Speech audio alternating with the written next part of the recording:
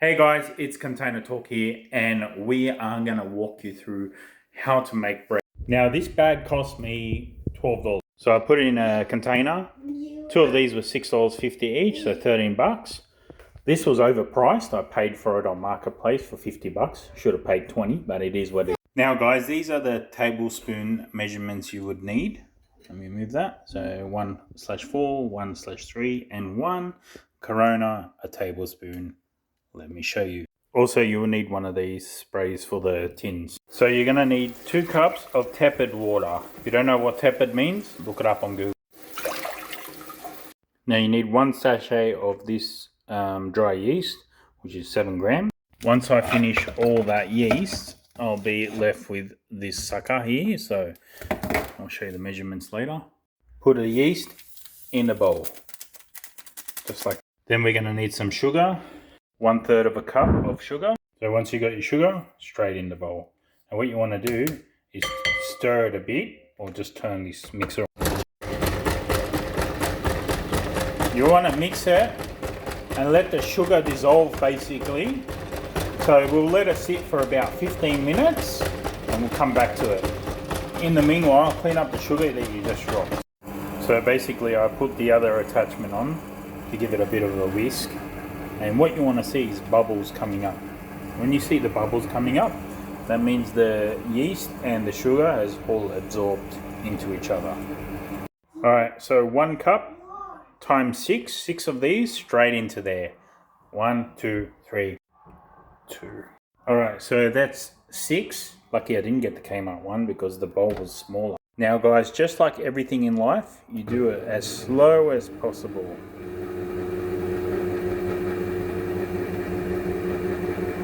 Assisted if you have to, but you basically want it on that 4 setting. Guys, I forgot to mention, you got to add 1/4 of olive oil, whatever oil you want, before you start mixing. So oil and then the flour. About this much salt. So that's doing its thing, mixing it all in. You do your thing, mix this in. Yeah, definitely need a bigger unit to do this kind of stuff, but you know, it is what it is. It's Sunbeam. Now this is the kind of consistency you want. If you know, you know. Next step is you want to put it in a bowl and cover it for an hour and clean up all your shit. Once it's been an hour, this is what you're left with, right? And what you want to do is you want to separate it in half and put half in here, half in here. Let me show you. Once you cut 2 pieces together, this is what you want to be left with. I've just rolled it and then like did a seam underneath. You want to spray it with some canola oil on the bottom and let that rise for half an hour. Once you got it on, you need to set it to 180 and wait until it gets to temperature. So this is what it should look like, and you're going to let it raise after half an hour.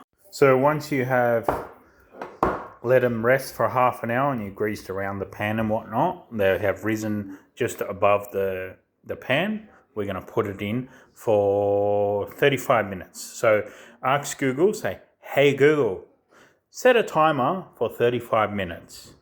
All right, 35 minutes. See you in 35 minutes. Bye-bye. So it's 15 minutes in. Oh, look at that. Oh, wow. Look how satisfying that is. Oi, real talk, that's quite satisfying. Guys, this is what you will be expecting.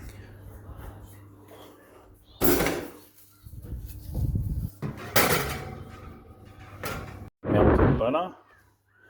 Just put it over the top and let it cool for about 20 minutes before you cut it. Look at that.